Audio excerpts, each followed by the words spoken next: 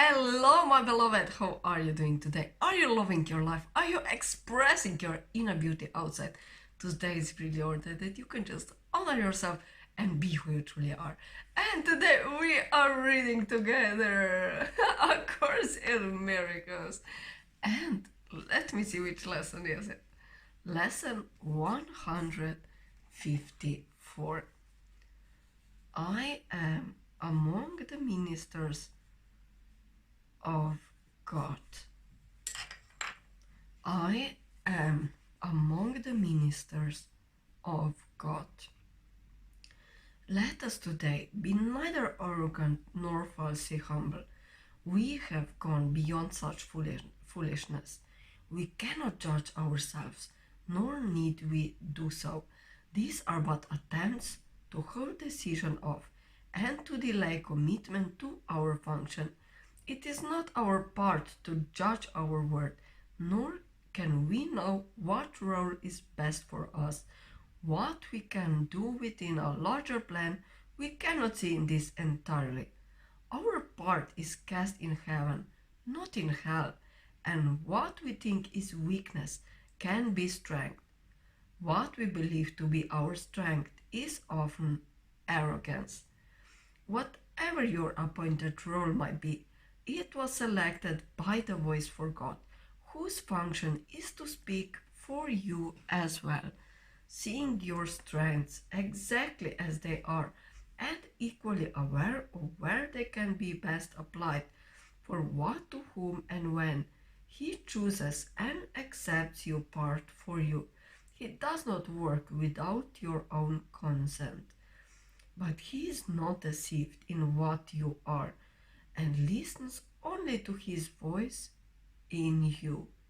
It is through his ability to hear one voice which is his own that you become aware at least there is one voice in you, and that one voice appoints your function and relates it to you, giving you the strength to understand it, do what it entails, and to succeed in everything you do that is related to it. God has joined his Son in this, and thus his Son becomes his messenger of unity with him. It is this joining through the voice for God, of Father and of Son, that sets apart salvation from the world. It is this voice which speaks of laws the world does not obey, which promises salvation from all sin, with guilt abolished in the mind that God created sinless. Now this mind becomes aware again of who created it and of his lasting union with itself. So it is self the one reality in which its will and that of God are joined. A messenger is not the one who writes the message he delivers, nor does he question the right of him who does, nor ask why he has chosen those who will receive the message that he brings. It is enough that he accept it, give it to the ones for whom it is intended, and fulfill his role in its delivery.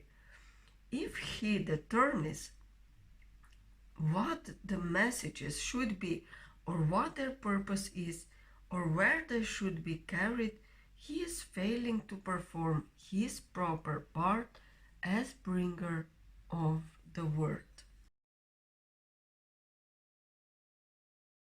There is one major difference in the role of heaven's messengers, which sets them off from those the word appoints.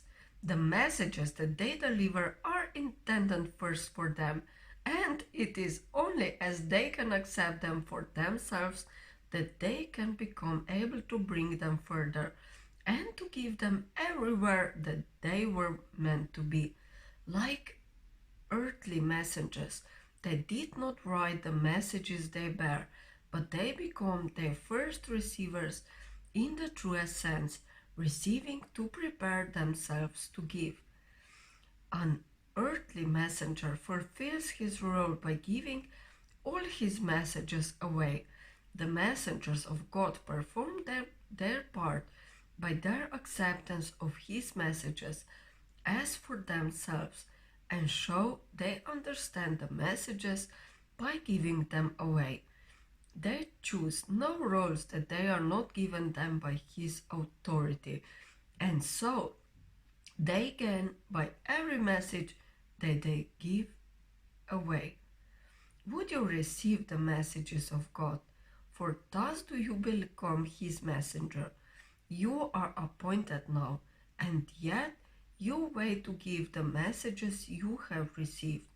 And so you do not know that they are yours, and do not recognize them. No one can receive and understand he has received until he gives. For in the giving is his own acceptance of what he received. You who are now the messenger of God, receive his messages, for that is part of your appointed role. God has not failed to offer what you need, nor has it been left unaccepted. Yet another part of your appointed task is yet to be accomplished. He who has received for you the messages of God would have them be received by you as well. For thus do you identify with him and claim your own. It is this joining that we undertake to recognize today. We will not seek to keep our minds apart from him who speaks for us, for it is but our voice we hear as we attend him. We alone can speak to us and for us, joining in one voice the getting and the giving of God's word, in the giving and receiving of his will.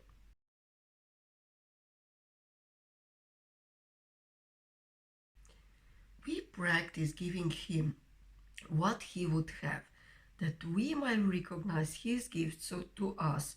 He needs our voice that he may speak through us. He needs our hands to hold his messages and carry them to those whom he appoints. He needs our feet to bring us where he wills, that those who wait in misery might be at last delivered. And he needs our will united with his own, that we might be the true receivers of the gifts he gives. Let us but learn this lesson for today. We will not recognize what we receive until we give it. We have heard this said 100 ways, 100 times, and yet belief is lacking still.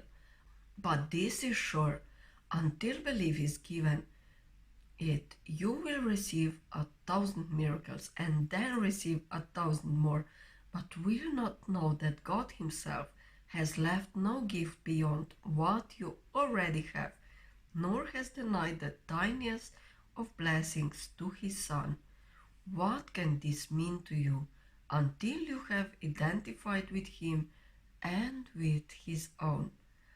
Our lesson for today is stated thus: I am among the ministers of God, and I am grateful that I have the means by which to recognize that I am free. The word recedes as we light up our minds and realize these holy words are true.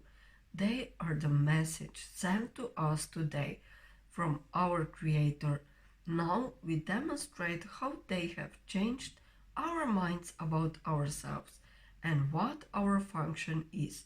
For as we prove that we accept no will, we do not share our many gifts from our Creator will spring to our side and leap into our hands, and we will recognize what we received. Lesson 154. I am among the ministers of God. So, my loves, Have a beautiful day and you're really who you are. Blossom to the fullest. Follow your bliss, as Joseph Campbell said, and just listen to your heart even more. Have a lovely day. Bye.